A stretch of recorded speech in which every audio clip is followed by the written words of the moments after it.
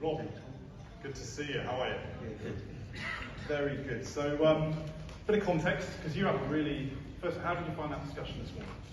Yeah, no, it's interesting. Obviously, we can see what the end user clients are seeing, because where we sort of sit as well, companies are keen to, where we're neutral and we don't back any one particular product, so we get to see firsthand, and experience that type of very good sales techniques, etc. And then obviously, there's not one glove fits all for any client or any particular site. So, it's quite interesting.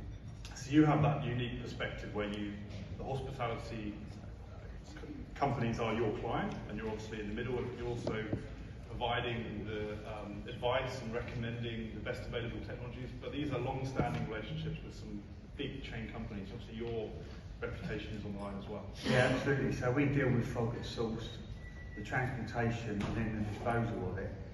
And some sites, they're very proactive and they've got the right equipment in there. It all works really well.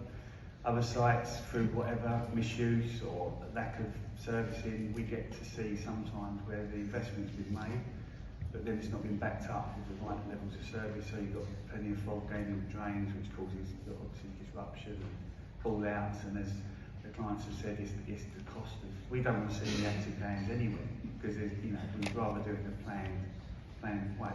So yeah, and they do produce a lot of fog, the sites, which naturally is because the volume. Yeah. It's not like us with a kitchen at home doing a meal a day.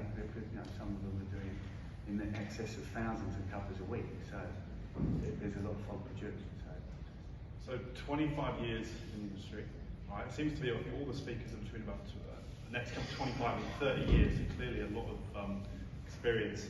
Have things changed much? Because I think when I spoke to you, there was this urgency that you wanted to sort of bias for action to change things, and I felt a little bit of frustration in that. I think there's been innovation, but then obviously when you've got an investment, quite a large investment, as Jenny was saying, and other companies are willing to make or have made, and then innovation and stuff changes, so you can only offer best practice and with the knowledge you've got at the time.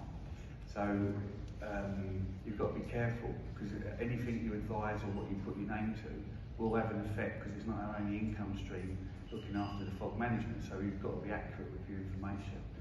So, and in terms of frustration, at the minute, the circular economy, I do see it as a positive, but our business case studies and what we work around with circular economy, there isn't one at the moment. You can't get, there's no value in the fog. And that's where we need stronger policy from the water companies, because if we've got a tanker driving around the country with 5,000 gallons in it, 2,000 will be fat and 3,000 will be water. So 70% water travelling around the country is a waste of fuel, carbon. Yeah. So we need more dewatering sites, and we need the water companies to tighten up what's being disposed on their sites. Okay. It can't happen overnight because it's expensive, but there's got to be some sort of roadmap we all agree on, and eventually it will become at a premium. But that can, when the value comes back in the fog, then the cycle improves then. So we heard from Sarah about the value now being seen in oil, but actually as fog as a whole, the perception needs to change, and arguably economics drive change, right? So once there's an end market for it. Well, most of the time it just goes with the waste oil, so it's not as high grade as the waste oil, because it's mixed in. The oil companies are willing to take it. So the only benefit really is the fog's being taken away for free, but actually valuing fog, standalone fog, there is none, as far as we're concerned. Okay. So hopefully there's the start of further change. And you've also sort of done, we've heard about proactive tests and trials that companies are doing themselves.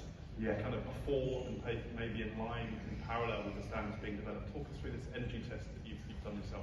Yeah, no, there's some really good machines out there, and in terms of, again, innovation and the cost of the electricity, etc. now, but just in saving the carbon, you're looking over a 5-year period of 2.5 to 3 million tonnes of carbon by changing out the machine to a more energy efficient machine.